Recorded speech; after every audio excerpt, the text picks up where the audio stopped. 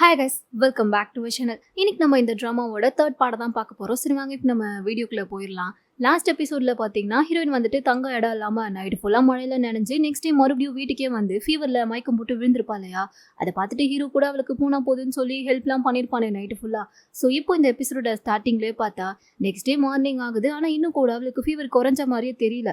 சரி இப்படியே இருந்தால் வேலைக்காகாதுன்னு சொல்லி ஹீரோ அவனுடைய ஒர்க்கை பார்க்க கிளம்பிடுறான். இவ்வளோ இன்னும் பார்த்துட்டே தான் இருக்கா. எப்போதான் கண்ணு முழிப்பான்னு சொல்லி பார்த்தா அவன் அங்கிருந்து போனதுமே இவன் வந்துட்டு கண்ணு முழிச்சிடுறா. அடிப்பாவே இதுவும் நாடகமான்னு சொல்லி பார்த்தா உண்மையாவே பாவம் அவளுக்கு உடம்பு சரியில்லை தான். இருந்தாலும் இப்போ உடனே அவன் முன்னாடி கண்ணு முழிச்சிருந்தா அவன் அப்பவே வீடு துரத்தி விட்டுருப்பான் இல்லையா. ஸோ அதை யோசிச்சு பார்த்துட்டு தான் அவன் போகிற வரைக்கும் இவன் மயக்கத்தில் இருக்க மாதிரி சும்மா சீன் போட்டிருக்கா போல. இப்போ எழுந்த உடனே நல்லா சாப்பிட்டுட்டு திரும்பி பார்த்தா வீட்டையே ஒரு வழியாக்கி வச்சிருக்கான். அதெல்லாம் பார்க்கும்போது இவளுக்கு கஷ்டமா இருக்கு. என்னதான் இப்போ வீடு இவளுடைய பேர்ல இல்லைனாலும் இத்தனை நாளா இவ வாழ்ந்த வீடு, அதுவும் அவளுடைய அப்பாவோட ஞாபகமா வேற இருந்துச்சுல. ஸோ இவளே வந்துட்டு இந்த வீட்டெல்லாம் நீட்டா கிளீன் பண்ணிடுறா. அதே சமயம் இந்த பக்கம் இப்போ ஜியான் வந்து மைக்குக்கு கால் பண்ணி நான் இங்கே நியூவா ஒரு கம்பெனி ஓப்பன் பண்ணியிருக்கேன், அதுக்கு நீ கண்டிப்பா வரணுன்ற மாதிரி சொல்லும்போது மைக்கும் நான் என்னுடைய மேனேஜர் கிட்ட கேட்டுட்டு எனக்கு அப்போ எந்த ஷெடியூலும் இல்லைன்னா கண்டிப்பா நான் வரேன்ற மாதிரி சொல்லிட்டு வீட்டுக்கு தான் வரா. வீட்டுக்கு வந்து பார்க்கும்போது வீடியோ ஒரு மாதிரி பளபளன்னு இருக்கு. யார் இதெல்லாம் பண்ணியிருப்பான்ற மாதிரி இவளை பார்த்தா இவன் நல்லா வேலையெல்லாம் முடிச்சுட்டு மறுபடியும் உடம்பு சரியில்லாத மாதிரியே படுத்துக்கிட்டா போல. ஆக்ட் தான் பண்ணிட்டு இருக்கா. ஆனால் அவள் ட்ரெஸ் எல்லாம் மாத்திருக்கா. ஸோ அதை பார்த்ததுமே நீ நடிச்சதெல்லாம் போதும் போய் எழுந்துருன்ற மாதிரி சொல்ல, உன் ஆக்டிங் எல்லாம் ஏன் கிட்ட நடக்காது, கொஞ்சம் பரிதாபப்பட்டு எதோ போனா போதுன்னு சொல்லி உன்னை பார்த்துக்கிட்டா நீ என்னையே ஏமாத்துறல, சரியான ஃப்ராடி. நீ உடம்பு சரியில்லாதப்போ யாராச்சும் எழுந்து வீடெல்லாம் இப்படி நீட்டாக க்ளீன் பண்ணுவாங்களா? உன் முகத்தை பாரு எவ்வளோ மேக்கப் வேற இருக்கு. நான் போனதுக்கு அப்புறமா எல்லா வேலையும் பண்ணிட்டு நல்லா மேக்கப்லாம் போட்டுக்கிட்டு இப்போ நான் வந்த உடனே மறுபடியும் உடம்பு சரியில்லாத மாதிரி நீ ஆக்டிங் போடுறியான்ற மாதிரி இவன் பார்த்தா கரெக்டாக எல்லாத்தையுமே கண்டுபிடிச்சிடுறான். ஐயோ இவன் என்ன முட்டாளுன்னு நினச்சா எல்லாத்தையுமே கரெக்டாக கண்டுபிடிக்கிறானேன்ற மாதிரி பார்த்துட்டு என்ன பண்ணுறதுன்னு சொல்லி மறுபடியும் வழக்கம் போல் நடிக்க ஆரம்பிச்சிடுறான். எனக்கு தங்கும் வீடே இல்லை, இந்த மழையில நான் எங்கே போய் தங்குவேன் அப்படி இப்படின்னு நான் இவ பாட்டுக்கு ஆக்டிங்கை ஸ்டார்ட் பண்ணிடுறேன். இவனும் கொஞ்சம் பரிதாபப்பட்டு இப்போ ரெண்டு பேரும் உட்காந்து பொறுமையாக பேசுகிறாங்க.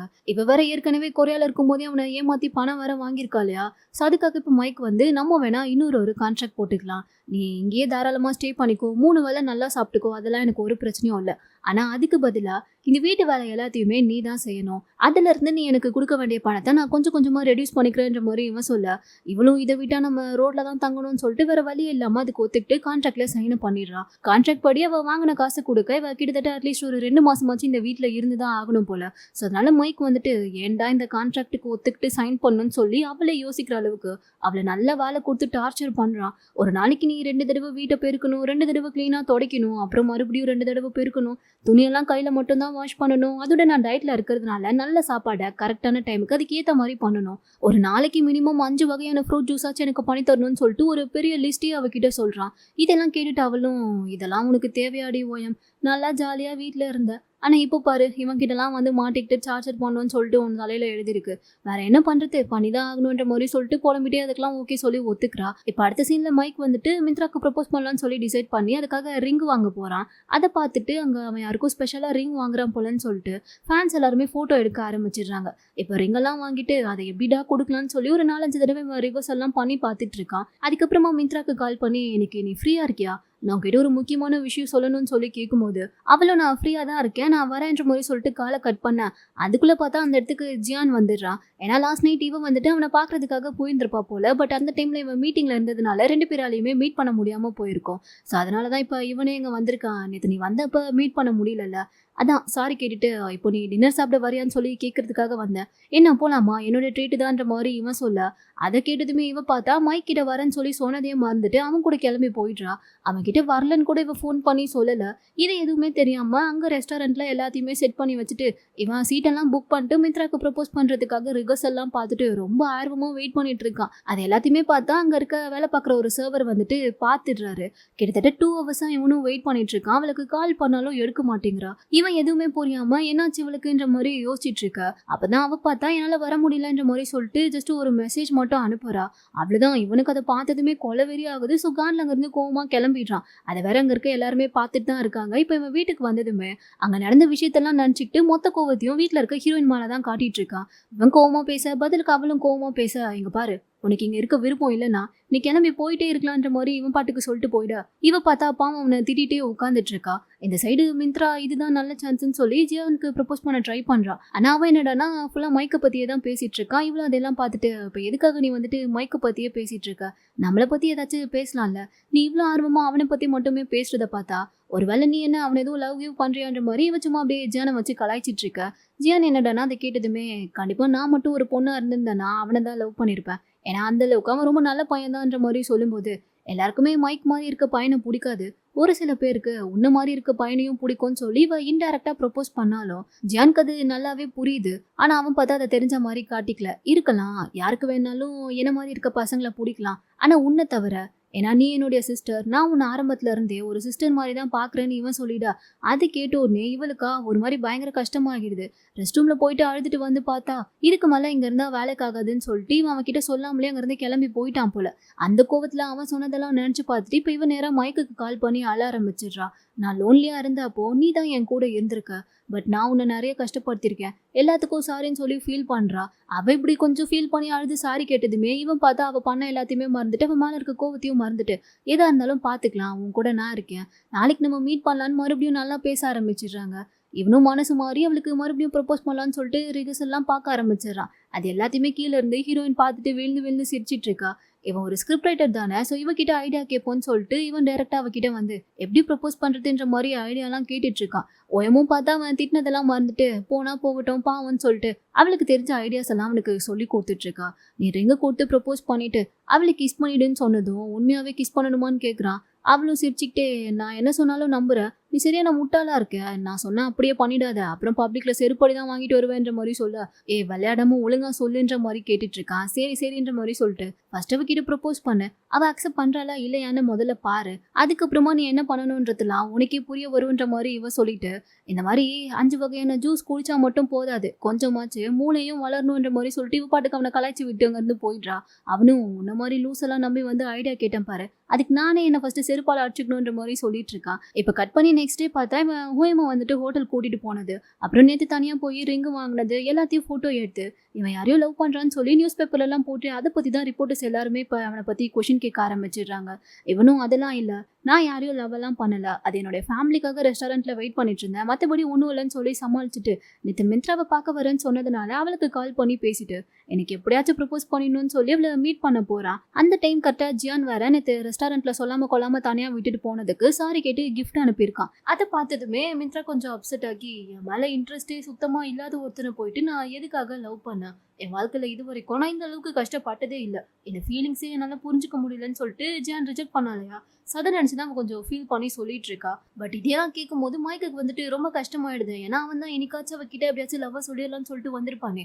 இப்போ இந்த விஷயம் தெரிஞ்சதுமே கோவப்பட்டு இந்த லவ் விஷயத்துல தான் நீயும் நானும் ஒரே மாதிரி இருக்கும், அதுவும் நான் ஒரு பெரிய ஸ்டூபிட் தான், நம்மள ஒருத்தவங்க லவ் பண்ணலன்னு தெரிஞ்சோ அவங்களுக்காக அவங்க பின்னாடியே இப்படி நாய்க்குட்டி மாதிரி சுத்திட்டு இருக்கோம் பாரு, அவங்க இது வரைக்கும் நம்மளை பத்தி கொஞ்சம் கூட கேர் கூட பண்ணிருக்க மாட்டாங்க, ஆனா நம்ம அதை புரிஞ்சுக்காம லூசுத்தனமா அவங்க பின்னாடியே சுத்திட்டு இருப்போம். அப்போ நம்ம 2 பேருமே முட்டாள் தானேன்னு சொல்லி கோவமா பேசிட்டு அங்கிருந்து கிளம்பி போயிடுறான். இப்ப அப்படியே இந்த பக்கம் ஓஎமோட ஸ்கிரிப்டை வந்துட்டு மறுபடியும் நல்லா இல்லைன்னு சொல்லிட்டு ரிஜெக்ட் பண்ணிட்டாங்க போல. அவ்வளோ அதெல்லாம் நினைச்சுக்கிட்டு அப்படியே சோகமா வீட்டுக்கு வர மைக்கும் கரெக்டா அப்பதான் வீட்டுக்கு சோகமா வரா. 2 பேருமே சாப்பிட்டுட்டே பேசிட்டு இருக்காங்க. அப்ப மைக்கும் எதுக்கு உன்னுடைய ஸ்கிரிப்டை எப்பயுமே ரிஜெக்ட் பண்றாங்க, அப்படி என்னதான் நீ எழுதியிருக்க எடுத்துட்டு வா நான் படிச்சு பாக்குறேன்னு சொல்லிட்டு எல்லாத்தையுமே படிச்சு பார்த்துட்டு ஒரு ஸ்கிரிப்டை ரிஜெக்ட் பண்ணதுல தப்பே இல்லைன்னு சொல்லிட்டு அதுல இருக்க மிஸ்டேக்ஸ் எல்லாம் அவகிட்ட ஒண்ணு சொல்லிட்டு இருக்கான். அப்பதான் அவளுக்குமே இதெல்லாம் தப்புன்றதே புரிய வருது. ஸோ இதுக்கப்புறம் நான் அதெல்லாம் கரெக்ட் பண்ணிக்கிறேன்ற மாதிரி இப்பதான் சொல்லிட்டு இருக்கா. அப்ப இத்தனை நாளா வேலையே தெரியாம தானே ஸ்கிரிப்ட்னு ஒரு வேலையை பண்ணிட்டு இருந்தியான்ற மாதிரி இவன் கலாய்ச்சிட்டு இருக்கான். அப்பதான் இவனுமே கேட்கறான், நீ எப்பயுமே சோகமா இருக்கும் போதெல்லாம் என்ன பண்ணுவேன்ற மாதிரி கேட்கும் போது நான் சோகமா இருக்கும் போதெல்லாம் எங்க அப்பா சொல்லி கொடுத்த பாட்டை பாடுவேன்னு சொல்லிட்டு இவ பாடியெல்லாம் காமிச்சிட்டு இருக்கா. அது கேட்டதும் இவனுக்கும் பிடிச்சிருது. இப்ப இவனும் எழுந்து நின்று பாட ஆரம்பிச்சிடான். ஸோ இப்படியே எங்க நைட்டு ஃபுல்லா இவன் ஓஎம் கூட ரொம்ப ஜாலியா டைம் ஸ்பெண்ட் பண்ணதுனால அந்த பிரேக்கப்போட டிப்ரெஷன் எல்லாம் போயிட்டு இவன் பார்த்தா பயங்கர குஷி ஆயிடுறான். அது மட்டும் இல்லாம இப்போ கொஞ்சம் கொஞ்சமா மைக்குக்கு வந்துட்டு ஓஎமையும் பிடிக்க ஆரம்பிச்சிருது. ஆனா அதை அவன் இன்னும் ஃபீல் பண்றானா என்னன்றது தெரியல. இப்ப நெக்ஸ்ட் டே மார்னிங் எழுதுதுமே அவளை போய் தூங்க விடாம டிஸ்டர்ப் பண்ணி எழுப்பி எதுக்காக இன்னும் சமைக்கல, எனக்கு பசிக்குது, போ உடனே சாப்பிட ஏதாச்சும் கொண்டு வா, உனக்கு 10 மினிட்ஸ் தான் டைம், சீக்கிரமா போய் பிரேக்ஃபாஸ்ட் ரெடி பண்ணுன்ற மாதிரி சொல்லி அவளை பிரஷ் கூட பண்ண விடாம டார்ச்சர் பண்ணிட்டு இருக்கான். பத்தாவதுக்கு அவ பின்னாடியே வர இவன் குட்டி போட்டு போன மாதிரி சுத்திட்டே இருக்கா. இதெல்லாம் பார்த்துட்டு இவளுக்கு ஒரு மாதிரி டிஃபரெண்டா ஃபீல் ஆகுது. நீ ஏன்டா இன்னைக்கு பைத்தியம் மாதிரியே பண்ணிட்டு இருக்கேன்னு சொல்லிட்டு இவ பாட்டுக்கு அவனை கலாய்ச்சி விட்டு அங்க இருந்து போயிடுறா. இப்ப எப்பயும் போல ஹீரோயின் வந்துட்டு கஷ்டப்பட்டு அவளுடைய வேலை எல்லாத்தையும் பார்த்துட்டு இருக்கா. இவன் என்னடா அங்க ஜாலியா உட்காந்து டிவி பார்த்துட்டு இருக்கான். அதெல்லாம் பார்க்கும்போது ஓஎம்க்கு கடுப்பா இருக்கு. என் தலை எழுத்து. என் வீட்டை வித்துட்டு இப்ப நானே என் வீட்டுல ஒரு வேலைக்காரி மாதிரி வேலை பார்த்துட்டு இருக்கேனேன்னு சொல்லி இப்ப இவ அங்க ஜாலியா உட்காந்து அப்படியே என்ஜாய் பண்ணி டிவி பார்த்துட்டு இருக்க மாதிரியும் பதிலுக்கு அவன் எல்லா வேலையும் செஞ்சுட்டு இருக்க மாதிரியும் இவன் நினைச்சு பார்த்து சிரிச்சிட்டு இருக்கா. இப்படி அவ தனியா சிரிக்கிறத பார்த்ததுமே மைக் வந்து கண்டுபிடிச்சிடுறான். என்ன மேடம் பகல் கனவு கண்டுறீங்களா? கனவு கண்ட வரைக்கும் போதும், ஒழுங்கா போயிட்டு வீடு கிளீன் பண்ற வேலையை பாருன்ற மாதிரி சொல்லி அவளை அனுப்பி விடுறா. ரொம்ப பண்ணுவானேன்ற மாதிரி சொல்லிட்டு இவளும் பார்த்தா சலிச்சிட்டு போயிட்டு வீடெல்லாம் கிளீன் பண்ணிட்டு இருக்கா. அப்படி பண்ணும்போது தாங்க ஜியான் ஆரம்பிக்க போற அந்த புது கம்பெனியோட இன்விடேஷனை பார்த்துட்டு இவன் என்ன யோசிக்கிறான்னா, அங்க வந்துட்டு நிறைய விஐபி கெஸ்ட்லாம் வருவாங்கல்ல, ஸோ அங்க போயிட்டு நம்ம யார்கிட்டயாச்சும் கதை சொன்னா அந்த கதை அவங்களுக்கு பிடிச்சி போய் நமக்கு ஏதாச்சும் ஒரு சான்ஸ் கிடைக்க வாய்ப்பு இருக்குன்றதுக்காக நானும் உன் கூட வரேன், என்னையும் அந்த பார்ட்டிக்கு கூட்டிட்டு போன்னு சொல்லி கேட்டுட்டு இருக்கா. ஆனா மைக் முடியவே முடியாதுன்ற மாதிரி சொல்லிடுறான். அந்த டைம் கரெக்டா பார்த்து அங்க மைக்க பாக்குறதுக்காக அவனுடைய செக்ரட்டரி அங்க வரா. ஐயோ அவ உன்னை பார்த்தா அவ்வளவுதான், ஒழுங்கா எங்கேயாச்சும் போய் நீ கொஞ்சம் ஒளிஞ்சுக்கோ, வெளியவே வந்துடாதன்ற மாதிரி சொல்லும்போது இந்த சான்ஸை யூஸ் பண்ணி அப்போ நீ அந்த பார்ட்டிக்கு கூட்டிட்டு போவேன்னு சொல்லு, அப்போதான் நான் எந்த பிரச்சனையும் பண்ணாம அமைதியா இருப்பேன்ற மாதிரி இவ சொல்லி பிளாக்மெயில் பண்ண ஆரம்பிச்சிட. இவனுக்கு வர வழி தெரியல. குட்டி சாத்தா நல்லா டைம் பார்த்து என்ன பழி வாங்குறல, இருடி உன்னை அப்புறமா பாத்துக்கிறேன்ற மாதிரி சொல்லிட்டு சரி ஒத்துக்கிறேன் போ இப்ப போய் ஒளிஞ்சுக்கோன்ற மாதிரி சொல்லுவோம். அதுக்கப்புறமா தான் இவ பார்த்தா இழிச்சுக்கிட்டு தேங்க்ஸ் சொல்லிட்டு போய் அங்க ஒளிஞ்சிக்கிறா. சோ இப்ப மைக்கம் வந்து செக்ரட்டரி கிட்ட போயிட்டு என்னாச்சு இப்ப எதுக்காக நீங்க வந்திருக்கேன்ற மாதிரி கேட்கும் போது தான் தெரியுது, நேற்று நைட்டு நீ மிந்த்ராவை பார்த்துட்டு வந்ததை யாரோ ஃபோட்டோ எடுத்து நியூஸ் பேப்பரில் போட்டாங்க. இப்போ பிரச்சனை பெருசாகி உன்னை பற்றி தான் இப்போ நியூஸ் ஃபுல்லாக பேசிகிட்டு இருக்காங்க. அதனால நீ கொஞ்ச நாளைக்கு எந்த பார்ட்டி ஃபங்க்ஷன்ஸையுமே அட்டன் பண்ணாத, வெளியவே போகாத, வீட்லயே இரு, அதுதான் உனக்கு சேஃப்ன்ற மாதிரி சொல்ல இவன் அதையெல்லாம் கேட்காம இல்லை நான் ஜியானோட ஈவெண்ட்டுக்கு வந்துட்டு போயே தான் ஆகணும், எந்த பிரச்சனை வந்தாலும் நான் அதை பார்த்துக்கிறேன்ற மாதிரி சொல்லிட்டு பார்ட்டிக்குமே வந்துடுறான். எங்கள் ஓஎமும் இவன் கிட்ட இருந்து இன்விடேஷனை மட்டும் வாங்கிட்டு இவன் யாருன்னே தெரியாத மாதிரி இவ பார்த்தா ஒரு தனி ஆளா தான் அந்த பார்ட்டிக்கு வரா. ஏன்னா ஏற்கனவே அதான் மைக்க பத்தி நியூஸ் ஃபுல்லா பிரச்சனை போயிட்டு இருக்குல்ல, ஸோ அதனால இந்த டைம்ல 2 பேரும் ஒன்னா போனா அது இன்னும் வேற ஏதாச்சும் பிரச்சனையா வந்துட போகுதுன்றதுக்காக தான் இப்படி தனித்தனியா பார்ட்டிக்கு போறாங்க. அங்க மைக் வந்ததுமே ரிப்போர்ட்டர்ஸ் எல்லாரும் பார்த்தா இப்ப அவனை சுத்தி நின்று கொஸ்டின்ஸ் கேட்க ஆரம்பிச்சிடுறாங்க. எதுக்காக நீங்க மிந்த்ராவோட ஷாப்புக்கு போனீங்க, உங்க 2 பேருக்கும் நடுவில் அப்படி என்னதான் ரிலேஷன்ஷிப் இருக்குன்ற மாதிரி கேட்கும் போது அப்படிலாம் எங்களுக்குள்ள எதுவுமே இல்லை, நான் ஜஸ்ட் சும்மா அங்க வந்துட்டு ஒரு ட்ரெஸ் பர்ச்சேஸ் பண்றதுக்காக தான் போனேன், மிந்த்ராவும் நானும் சின்ன வயசுல இருந்தே ஃப்ரெண்ட்ஸ்ன்னு சொல்லிட்டு இவன் பார்த்தா சமாளிச்சுட்டு அப்படியே தனியா உள்ள வந்து நின்றுட்டு இருக்கான். இப்ப ஜியான் வந்து அவன் கிட்ட பேசிட்டு இருக்கும் போது மிந்த்ரா ஜியானுக்கு கால் பண்ணதும் நான் அவளை போய் கூட்டிட்டு வரேன்னு சொல்லிட்டு போறான். அந்த டைம் கரெக்டா நம்ம ஹீரோயின் ஆப்போசிட்ல பார்த்ததுமே இப்ப அவகிட்ட வந்து பேசிட்டு இருக்கான். அப்பதான் ஓயமே பார்த்தா இந்த மாதிரி நான் தான் வந்து ஸ்கிரிப்ட் ரைட்டர்ல, ஸோ இங்க இருக்க யாருக்கிட்டயாச்சும் வந்து நான் என்னுடைய கதையை சொன்னா அவங்க அதை பிடிச்சி போய் எனக்கு சான்ஸ் கொடுக்க வாய்ப்பு இருக்கும்ல, அதுக்காக தான் இங்க வந்திருக்கேன்ற மாதிரி சொல்லிட்டு அவளுடைய ஸ்கிரிப்ட் எல்லாம் பார்த்தா அவங்க கிட்ட எக்ஸ்பிளைன் பண்ணிட்டு இருக்கா. இந்த மாதிரி என்னுடைய ஸ்டோரிஸ்ல வர ஹீரோ ஹீரோயின் 2 பேருமே இப்படிதான் இருப்பாங்கன்ற மாதிரி சொல்லிட்டு அப்படியே ஜியானோட கையெல்லாம் பிடிச்சிட்டு அந்த ஸ்கிரிப்ட் எல்லாம் சொல்லி காமிச்சிட்டு இருக்கா. கரெக்டா அந்த டைம்ல மிந்த்ரா பார்த்தா அங்க வந்துடுறா. ஆக்சுவலா மிந்த்ராவை உள்ள கூட்டிட்டு வரதுக்காக தானே வெளியவே வந்திருப்பான், பட் வழியில ஹீரோயினை பார்த்ததுமே அங்க போகணுன்றதே மறந்துட்டு இவன் தான் இப்ப அவகிட்ட பேசிட்டு இருக்கானே. ஸோ இப்ப அதை பார்த்ததுமே மிந்த்ரா பார்த்தா தப்பா புரிஞ்சுக்கிட்டு டென்ஷன் ஆகி பயங்கரமா கத்த ஆரம்பிச்சிடுறா. ஹீரோயினும் நீங்க பேசுங்க நான் போறேன்ற மாதிரி சொல்லிட்டு அவ பாட்டுக்கு அங்க இருந்து போயிடுறா. இப்ப ஜியானும் நீ ஏன் இப்படி எல்லாம் பண்ற, அவளோட ஸ்கிரிப்டை தான் என்கிட்ட சும்மா பேசி காமிச்சிட்டு இருந்தா, நான் உன்னை ரிஜெக்ட் பண்ணதுனால நீ இப்படி எல்லாம் பண்றியா, உன்னை மைக் ரொம்ப நாளா லவ் பண்ணிட்டு இருக்கான், அப்புறம் எப்படி நான் உன்னை லவ் பண்ண முடியும், அதோட நான் உன்னை எப்பயுமே என்னுடைய சிஸ்டரா தான் பார்த்தேன்ற மாதிரி சொன்னதுமே அப்போ உனக்கு மைக்கினை லவ் பண்றதுதான் பிரச்சனையா இருக்கா, ஆனா அவன் தான் இப்போ வரைக்கும் என்கிட்ட அப்படிலாம் எதுவுமே வந்து ஓப்பனா பேசவே இல்லையே, அது மட்டும் இல்லாம இப்போ அவன் என்ன லவ் பண்ணலன்னு சொல்லிட்டு அதுக்கப்புறம் நீ என்ன லவ் பண்ணுவலன்ற மாதிரி சொல்லி கேட்டவ, அப்பனா இன்னைக்கு இதுக்கு ஒரு முடிவு கட்டிடலாம், நான் இப்பவே போயிட்டு மைக் கிட்ட இதை பத்தி பேசுறேன்ற மாதிரி சொல்லிட்டு அவன் கிட்ட பேசுறதுக்காக போயிட்டு இருக்கா. அந்த டைம்ல தான் அங்க மைக்கை பார்த்தா சுத்தி வளைச்சு எல்லா ரிப்போர்ட்டர்ஸுமே கேள்வி எல்லாம் கேட்டுட்டு இருந்திருப்பாங்க அந்த ரூமர்ஸை பத்திலாம். அவனும் அங்கங்க கொஞ்சம் கொஞ்சம் போய் சொல்லி அது எல்லாத்தையுமே எப்படியோ சமாளிச்சுட்டு இருந்திருப்பான். இப்ப பார்த்தா கரெக்டா இந்த மிந்த்ரா வந்து குறுக்குல வந்து எல்லார் முன்னாடியும் போய் நின்னுட்டு மைக் என்ன லவ் பண்றதா ஒரு சிலர்லாம் என்கிட்ட வந்து சொல்றாங்க, ஆனா நீ இப்ப வரைக்கும் அதை பத்தி என்கிட்ட எதுவுமே சொன்னது இல்லையே, இப்பவே சொல்லு உன் முடிவு என்னன்ற மாதிரி இவ பாட்டுக்கு கேட்டுட்டு இருக்கா.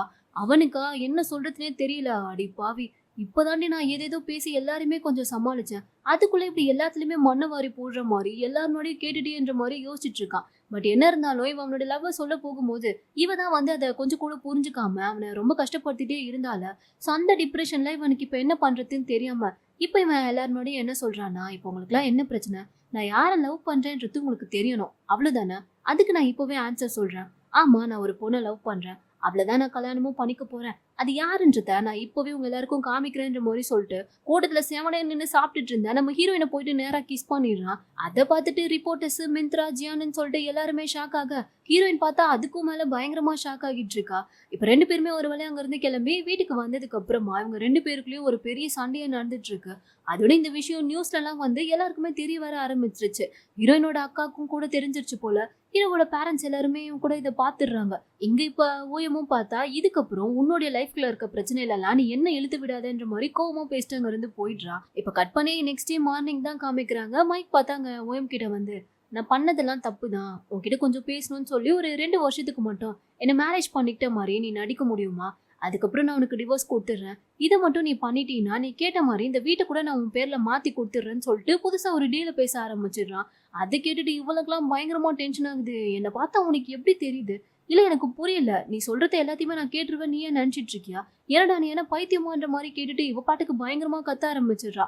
பட் இவனா அதெல்லாம் கொஞ்சம் கூட கேர் பண்ணிக்கவே இல்லை. இங்க பாரு, நீ பொறுமையா யோசிச்சு பாரு. இப்ப நீ ரொம்ப டென்ஷன்ல இருக்க, அதனாலதான் இப்படி தப்பா யோசிக்கிற.